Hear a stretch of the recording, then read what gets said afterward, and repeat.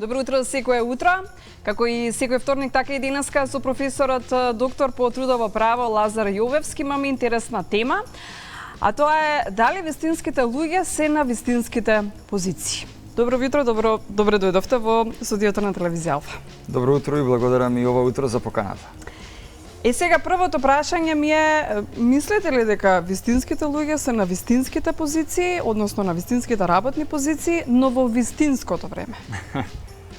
Добро, токму го дадовте и оној трет аспект во целата приказна. Вистински луѓе на вистинско место, но во вистинско време. Веројатно тоа е предизвик пред секој работодавач. Без разлика дали е во приватниот сектор или е во јавниот сектор. Но кога зборуваме за работодавачите, тие се тие кои што всушност треба да го менаџираат процесот на селекција и на вработување на определени лица, односно кандидати во текот на тој процес, тие фази претходни пред во самата постапка за вработување и на линија на одредените информации кои што ќе ги добијат во односи на компетенциите кои што ги имаат представени преку документацијата на кандидатите, а потоа и низ одредени други правни инструменти како што е на пример пробна работа, можат да всушност добијат една заокружена слика за кандидатите. Меѓутоа, знаете, во однос на вистински луѓе на вистински работни места мора да поставиме двоен колосек. Тоа значи, едно е кога зборуваме за стопанството, а сосема друга е приказната кога зборуваме за јавниот сектор, односно за вработените во државните институции. И сега, ако го гледаме тоа двојство, ќе видиме дека во многу нешта работите се разликуваат во однос на тоа како и кој вработува во јавниот сектор, а кој вработува во бизнис секторот. Ако го земете бизнис секторот, например, ќе видите дека и согласно Законот за работните односи, меѓутоа и согласно колективните договори, работодавачот е тој кој што е всушност главниот стожер на целата постапка, односно тој е тој кој што во крајна линија избира кого ќе вработи. И сега се поставуваат неколку дилеми. Да, мене прва дилема, дали па шефот е на вистинското место?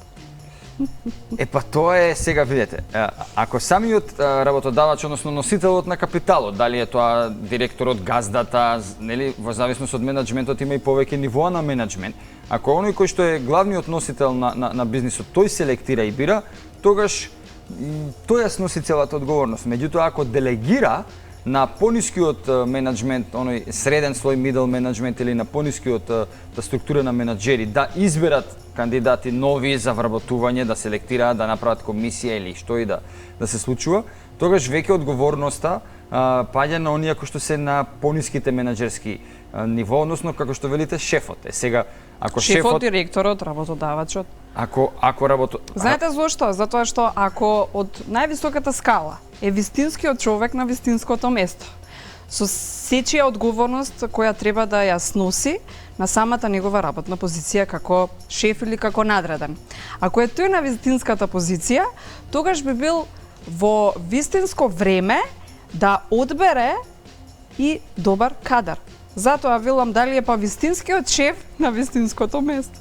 Да, предизвик и тоа е, мислам, прашање сега, меѓутоа знаете зошто тоа ние кои што се занимаваме со работните односи со трудот го тргаме настрани и го абстрахираме. Бидејќи ако го сега зимаме да правиме анализа кои се работодавачи, односно нивниот психолошки профил, професионален профил, дали имаат компетенции да бидат во бизнисот, дали да шефуваат, да раководат, да бидат директори, директоруваат и така натаму, зборувам за бизнис секторот, тогаш легуваме во еден процес на, би рекол, бесконечно вртење во круг. Бидејќи, во пазарната економија, во капитализмот, така се поставени работите. Секој кој што има капитал, може, ако сака капиталот, да го инвестира, да вложува, да отвара бизниси. Тој е тој концепт. Тој кој што го носи капиталот, кој што отвара фабрика ли е, некоја услужна куќа ли е, трговија и што и да е, тој потоа селектира и вработува. И во тој дел законот е многу јасен.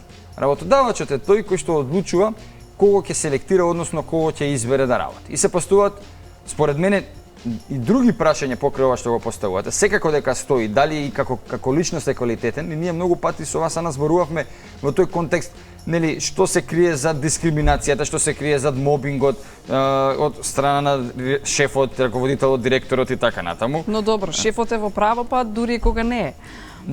Секогаш. Знаете како? Шегувам сам. Да, не дека е во право, тоа не смее да го прави, тоа е забрането, меѓутоа тоа што смее да го прави е да избере од кандидатите кого да вработи.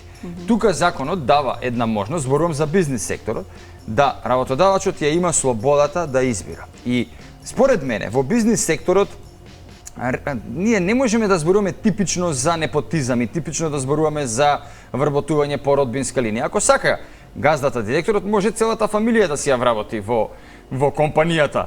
Според мене погрешно, ако сака да има главоболки проблеми понатака и да со семејството и така. Меѓутоа, генерално тука не може да му забраниме и не може да му кажеме дека всушност привилегирал или форсирал некого. Затоа што тој е тој кој што ја носи одговорноста и тој е тој кој што на крајот на денот ќе го жнее плодот на тоа што го сеел. Односно, ако вработува некомпетентни луѓе, ако вработува луѓе само затоа што му се роднини, пријатели или затоа што некој го замолил, а тие луѓе не се квалитетни, во бизнис секторот, тоа ќе на крајот на денот многу е веројатно дека ќе оди во аспект на слаба продуктивност, на не оплодување на капитал. Доволно профит, всушност. Токму така и евентуален пропаст на неговиот бизнис. Значи тој ја носи одговорност, ако му пропадне бизнисот, тој ќе биде одговорниот зошто вработува луѓе кои што можеби не требал да ги вработи, требал да промислува малку помудро, да гледа вистински професионалци да вработува. Но потенцирам, немаме законска можност да му забраниме на директор во бизнис сектор, на собственик, на човек кој што е носител на капиталот, да вработува кого сака. И во тој дел, таа слобода за вработување во стопанството, по мене има логика, затоа што на крајот одговорноста каја сноси, тој е работодавачот и тој е тој кој што на крајот на денот ќе си ја гледа сметката како функционирала неговата компанија. Но, сосема е поинаку во јавниот сектор. Сосема е поинаку во државните институции. Сосема е поинаку во однос на вработувањата кои што треба да се случуваат во делот на државните органи. Самиот закон за вработените во јавниот сектор, законот за административните службеници, но и другите специјални закони кои што се однесуваат во различни области, на различни државни сфери на вработување, па ако сакате и во образованието, кој што е исто еден дел, поширок дел од јавниот сектор, всушност поставени се правила на игра. Бидејќи тука работодавачот. И мислите ли дека тие правилата на игра се почитуваат? Тука е клучното прашање. Токму тоа, Драгана. Значи, прашањето е дали сега во јавниот сектор ќе се почитуваат правилата на игра и дали таму вистинските луѓе се на вистинските места и тоа што го велите вие, јас се сложам и во вистинско време. Знаете што? Ние имаме различни искуства во изминативе 30 на години од постоењето на македонската држава во делот на државните службеници, односно административните службеници, и се направија повеќе обиди да се професионализира јавната администрација, да се всушност да се најдат вистинските луѓе за вистинските работни места и професионалци, значи професионализам. Меѓутоа, колку во тоа се успеа, веројатно ние сите како граѓани треба да дадеме еден свој можеби личен впечаток, но и еден поширок генерален впечаток. Моje лично размислување како граѓанине, сега зборам од лично искуство, е дека сум имал и позитивни и негативни искуства во различни државни органи. Заклучувам лично, како граѓанин, дека всушност веројатно вработените во јавниот сектор, како и сите останати, како и сите луѓе, впрочем, се соочуваат со различни животни и професионални предизвици и предпоставувам дека некои карактерно не одговараат за одредени работни позиции, например, кога ставиш да има контакт со граѓани, ако е на пулт, тогаш навистина, според мене, покрај експертизата, знаењето на дадената област, каде што ќе треба да одговара и да презема одредени конкретни действија за конкретни индивидуални предмети и случаи во директен контакт со другарите, мора како втора карактеристика професионалецот, односно работениот во државниот орган, да ја има и трпеливоста. Да може да Може би една од главните нишки на кои на сите нам некако не недостасува во ова време бурно. Веројатно, Ана, сте во право, затоа што и самата динамика на живење, самите односи во општеството, стресот, не само економскиот и политичкиот, сега и здравствениот, сето тоа влијае на луѓето да некако побрзо се избувливи и да немаат трпени. Но повторувам, за некои работни места кои што се во делот на позадина, например, ако сте во некоја канцеларија во одреден државен орган каде што немате никаков контакт со граѓани, немате оној директен однос да решавате проблеми, тогаш ви е потребно пред се професионализмот, а трпеливоста всушност повеќе ќе се одрази на меѓуколегијалните односи внатре во самата институција, колку вие сте емотивно сензибилен за колегите, имате емотивна интелигенција, како знаете да разговарате, да функционирате внатре во тимот, односно во самата организација. И тука трпеливоста е во тој интерперсонален контакт и однос меѓу колегите, додека трпеливоста како карактеристика е суштествена за оние кои што се на првата борбена линија со граѓаните. И тоа е моето некое лично искуство, сега ви го споделам. Но ако го гледаме генералното искуство, односно правењето на анализа, може да се дојде до еден заклучок дека во одредени аспекти пред се сликата не е униформна, е различна. Во одредени државни органи имаме превработеност, за разлика од други државни органи каде што повеќе или помалку имаме еден избалансиран процес на вработување. Понатаму, во самите државни институции имаме луѓе кои што работат многу повеќе, не баре за двајца, за тројца. И за петорица. Добро, те вие рековте. Нека биде и дури и за петорица. Со многу обврски, да. Со голем број на обврски, значи преземаат одговорности на други затоа што се вредни, затоа што се професионалци, затоа што сакаат да работат и тоа го забележуваат раководителите, шефовите, директорите, па и министрите и велат и каде е психологијата на трудот.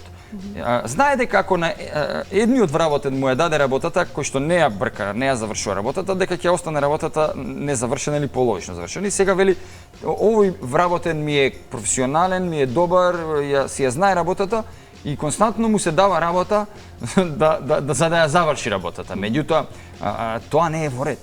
Тоа говори дека имаме во самиот процес на вработување селективно професионално вработување. Имаме луѓе кои што веројатно за тоа работно место не одговараат, односно нивната работа потоа треба да ја преземаат други кои што се поголеми професионалци или повредни луѓе, потрудолюбиви од нив, и тоа е недопустливо од повеќе аспекти. Прво се создава еден анимозитет и тензија помеѓу самите колеги, и второ, никој не е должен да врши работата на другиот за која работа исто така и тој другиот зема плата и е платен. И тоа се веќе слаби менаџерски способности на раководителите во јавните и во државните органи, кои што преку еден селективен пристап некои вработени повеќе ги тераат да работат, им даваат поголем број на работни задачи, а останати не баре ги ставаат на стендбај како да ги чуваат. Да, професоре, може ли успехот да се купи со пари? Па јас мислам дека успехот е склоп на повеќе нешта. Нели во насока на вистинската професија, одбирам вистинската професија, професионалец сум, успехот не може да ми го земе никој, затоа што сум јас пред себе, нели, одговорен, професионален, лојален, си ја знам работата и успехот сам по себе веројатно ќе си дојде. А има некои останати што се апсолутно ниту со своите предиспозиции или квалитети не одговараат за тоа работно место и тоа сите го знаат. Но тој и понатаму работи на тоа работно место, затоа ве прашувам дали неговиот па успех малце се коси едно со друго, да, и неуспех се купува со пари. Да. Па тоа ќе треба да ги прашате тој тип на луѓе, тие кои што другите ги доживуваат како неуспешни, кои што седат повеќе се на стендбај на страна, не работат ништо, а зимаат плата. И многу често во пракса се случува да тие се и најгласни, па дури и да шефуваат над оние кои што се вредни, трудолюбиви, кои што се професионалци, кои што се со години искусни. Така, па тие што работат немаат време да бидат гласни, тие работат. Па веројатно немаат време да се занимаваат со рекла казала аспекти и да оговараат околу колегите, сакаат да се ја завршат работата и да си одат дома во еден мир и спокој, но многу често токму тие луѓе се соочуваат со предизвици и проблеми. Зошто? Токму е прашањето кој што го поставивте во успехот. Како се доживува успехот на другиот? Ние во Македонија имаме проблем со успехот затоа што многу често не можеме да се носиме со тугиот успех. Што значи тугиот успех? Тугиот успех се одредени квалитети и доблести кои што се на линија, са зборам за работно место, кои што се на линија на професионализам, но и лични карактерни особини, карактеристики на вработениот, кои што заедно со експертизата, со знаењето и личните карактеристики ја прават личноста успешна на работно место. Оние раководители, директори, министри во јавниот сектор и оние менаџери во бизнис секторот, кои што го осознаваат концептот на успехот, дека успехот твој е и мој, односно заедно сме посилни, заедно можеме да го надградуваме успехот, тие се и успешни, се појавуваат и успешни како бизнисмени, но и како успешни раководители во државни и јавни институции. Спротивниот модел, каде што успехот се доживува како проблем, односно нешто што смета и на самиот раководител, но и меѓу колегите, и тоа многу често се случува, а менаџерот, раководителот, директорот, министерот не знае како тоа да го менаџира, односно како тој оган кој што се распламтува на незадоволство, на меѓусебен конфликт, да го решава помеѓу вработените, имате проблеми во таквите институции и во бизнис секторот тоа е проблем на работодавачот, на бизнисменот. Но во јавниот сектор тоа не е проблем само на директорот, раководителот или министерот. Во крајна линија, туку напротив, тоа е проблем и за граѓаните. Ако имате вие една дисхармонија во одреден државен орган внатрешно меѓу колегите, односите меѓу колегите се целосно нарушени, тоа не може да не се одрази и во односот со граѓаните, односно на прва борбена линија, што би рекле фронт лайн, каде што државниот орган има директна, односно работените директен контакт и работа со граѓаните и нивните проблеми, односно нивните права индивидуални кои што ги бараат и тој државен орган треба да ги сервисира, да ги дава. Да.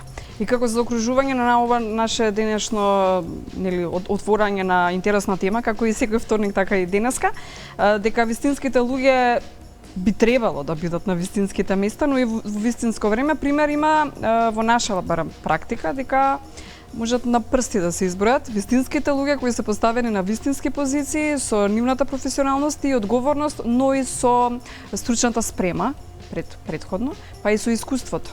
Најчесто среќаваме примери за погрешни луѓе на вистински места. И обратно, вистински луѓе на погрешни места. Што мислите дека ни недостасува како општество за да бидат навистина вистинските луѓе поставени на вистинското место во вистинско време? Според мене ни недостасуваат две работи. Прво, да се исклучи непотизмот. Мислам дека е првата. Тоа дефинитивно, особено во јавниот, во државниот сектор, значи навистина тука треба, ја мислам, да се направи еден револуционерен исчекор во однос на досегашните негативни искуства. Не велам дека немало позитивни, но во однос на негативните, тие се детектирани и од аспектот на трудовото право и од аспектот на административното право. И во тој дел ние навистина мислам дека знаеме, но не сакаме тоа да го промениме веројатно. Зошто е тоа така? Треба да се навлезе малку подлабоко во тоа што е во позадина. Но да не должам, сакам да дадам една поента, бидејќи и времето ни се заокружува на овој разговор. Македонија има професионалци. За жал, голем дел од професионалците и замина од Македонија. Зборувам и за бизнис секторот, и за јавниот сектор, особено во делот на медицината и медицинскиот персонал, замина надвор од татковината. Со тоа што, ако не се направи исчекор во следниот период, зборувам многу брз период, веднаш после овие парламентарни избори, да се еден радикален пресврт направи во односот на селекцијата и во односот на мобилизирање на професионалци за да работат за државни јавни институции, ние ќе утнеме работата. Прво, мора добра награда, почитување и ценење на трудот на вработените во јавните државните институции. Треба кариерен развој да комплетно пратење уште од студентски денови или од средношколски денови на кандидатот утре вработен во однос на неговите професионални компетенции и секако четврто можност да менаџерите се надградуваат, да знаат да селектираат, да знаат да менаџираат, да знаат да управуваат со процесот, а процесот е составен од меѓусебни односи на луѓе.